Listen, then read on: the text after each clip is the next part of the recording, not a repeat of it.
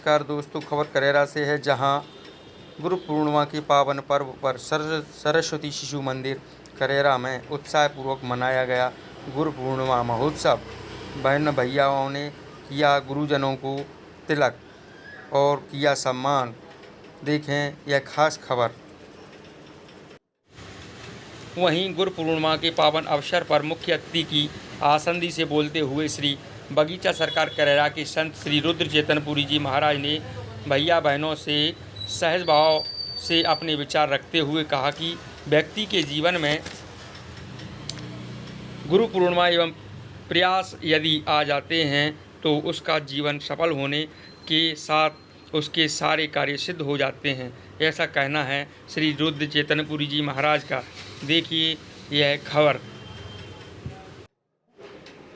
गुरु पूर्णिमा के पावन पर्व पर श्री रुद्र चेतनपुरी जी महाराज ने बताया, व्यक्ति के जीवन में गुरु प्रार्थना एवं प्रयास होने से उसके सभी कार्य सिद्ध हो जाते हैं। ऐसा कहना है श्री रुद्र चेतनपुरी जी महाराज का। वहीं कार्यक्रम के मुख्य अतिथि संत श्री रुद्र चेतनपुरी जी महाराज, विशिष्ट अतिथि श्री प्रदीप जैन जी, अध्यक्ष श्री गोपाल कृष्ण साहू जी, उपाध्यक्ष डॉक्टर सविता शर्मा, सह सचिव श्री सुनील भार्गव, सदस्य श्री प्रहलाद जी राठौर, श्री धीरज रावत उपस्थित रहे। कार्यक्रम का प्रारंभ दीप प्रज्वलित कर किया गया। देखिए यह एक विशेष खबर।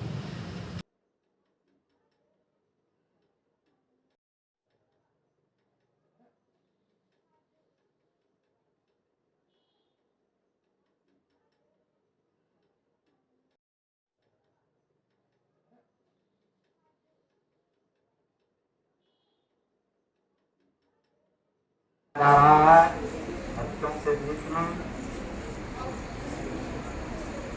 सबसे बड़े गुरु के रूप में इन बच्चों के तो भगवान वेद का आदेश है, मातृ देवो भव, फिर पितृ देवो भव, फिर आचार्य देवो भव और फिर अतिथि देवो भव। सबसे पहले गुरु कौन? तो सबसे पहले गुरु है माता। अगर माता योग्य है तो बच्चों को ऐसा संस्कार देगी कि उनका भविष्य जो है उज्जवल होगा। दूसरे नंबर पर पिता, मातृदेव हो पितृदेव हो, ज्ञापन कराने की आपके अंदर क्षमता पैदा कर देगी। और एक विद्या वो होती है सा विद्या या विमुक्त है, जिस विद्या को प्राप्त करके मुक्ति की प्राप्ति हो जाती है, ऐसी वह विद्या। अर्थ का संबंध काम से और धर्म का संबंध मोक्ष से। धर्म का तात्पर्य है अपने कर्तव्य का पालन करना। तो हम सबसे पहले क्या है? हम एक गृहस्थ आश्रमी हैं। गृहस्थ आश्रम में रह करके हमको क्या करना है? यज्ञ, दान, तपा, कर्म न त्याज्यम कार्य में तप, अर्थात यज्ञ, दान और तप ये तो मनुष्याणाम अर्थात बुद्धिमानों को, विद्वानों को, किसी को भी त्याग नहीं करना चाहिए। सन्यासी को भी त्याग नहीं करना चाहिए। उनके यहाँ आँख है लेकिन जो है देखेगा जैसे ढेला उठाओगे तत्काल भाग जाएगा, वो मार नहीं पाओगे। ताक चेष्टा वको ध्यानम, और बगले जैसा ध्यान। लक्ष्मण जी ने भगवान राम से पूछा, भैया एक पैर पर ये बगुला खड़ा हुआ है, ये ध्यान कर रहा है क्या? अरे बोले लक्ष्मण ये ध्यान नहीं कर रहा है, मछली का ध्यान कर रहा है। जैसे ही मछली आएगी तत्काल जो है पकड़ लेगा, ये मछली का ध्यान कर रहा है। तो चेष्टा कैसी होना चाहिए? कहा चेष्टा वको ध्यानम और स्वान निंदा, कुत्ते को थोड़ा सा कुट का आवाज भी हो जग जाएगा। तो जब जो है अल्पाहारी होगे तभी तो जग जाओगे, और नहीं तो खर्राटा मारोगे 7 बजे उठोगे। तो काक चेष्टा वको ध्यानम, स्वान निंद्रा सदैव अल्पाहारी, ज्यादा नहीं खाना। और गृह त्यागी, ज्यादा जो है माता पिता से मोह ममता नहीं रखना, वैराग्यवान बन करके तपस्वी जीवन व्यतीत करते हुए विद्या अध्ययन करना है। फिर जब पढ़ लिख जाओगे और अर्थ तुम्हें मिलने लगेगा, फिर सुख प्रेम करना, वो भी प्रेम करेंगे। और कुछ नहीं जो है पढ़ो लिखोगे तो माता पिता जी कहेंगे गला है, किसी काम का नहीं है, कोई प्रेम प्रेम नहीं करेगा। समझे कि नहीं? इसलिए विद्या अध्ययन करने के लिए 5 चीज अत्यंत आवश्यक है। एक बार की पहचान नहीं हो उसको कहते हैं अतिथि।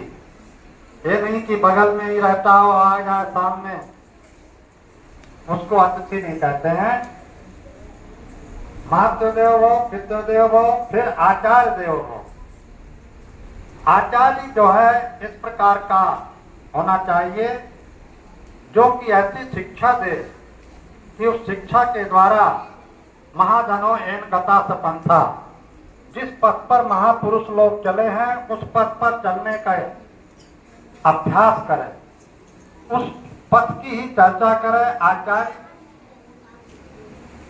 ऐसा आचार्य जो है वह ऐसे गंतव्य पर पहुंचा देगा जहां पर जो है पहुंच करके आप लोगों का जीवन बहुत ही सुखमय, शांतिमय और आनंदमय व्यतीत होगा। यहाँ पर सभी सुख ही चाहते हैं, दुख कोई नहीं चाहता। दुख किसी को चाहिए, किसी को नहीं, सबको सुख चाहिए। तो सुख का वितरण जो है वह आचार्य ही करेगा। किस प्रकार से करेगा? वह विद्या के द्वारा करेगा। सबसे प्रथम चतुष्ट पुरुषार्थ है चार। एक अर्थ है, दूसरा काम है, फिर धर्म है और फिर मोक्ष है। तो अर्थ कहाँ पे मिलेगा? पैसा, जानते हो पैसा? सब जानते हो पैसा। पैसा जो है कहाँ से आएगा? ऊपर से तो टपकेगा नहीं कि भगवान जो है भेज देंगे तुम्हें गड्डी। उसके लिए तुम्हें पुरुषार्थ अर्थात श्रम करना पड़ेगा। अर्थते प्रार्थते इति पुरुषार्था, अर्थते प्रार्थते इति यस्य स पुरुषार्था, जिसके द्वारा आप लोगों की कामना की पूर्ति होती है। अगर आपके जीवन में अर्थ नहीं होगा तो काम माने इच्छा। आपकी इच्छा है कि बढ़िया किताब, कलम, कापी, सूट सब चकाचक होना चाहिए। कहाँ से होगा? जब तक अर्थ नहीं होगा तब तक कुछ भी नहीं होगा। इसलिए अर्थ का संबंध किससे है? काम अर्थात इच्छा से। आपकी इच्छा की पूर्ति तभी होगी जब आपके अंदर जो है अर्थ आपके जीवन में होगा। अर्थ कहाँ से प्राप्त हो गया?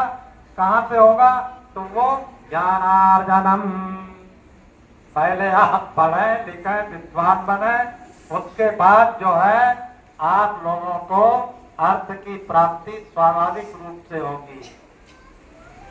एक विद्या वो होती है जो कि भौतिक जगत में आपको बढ़िया कुर्सी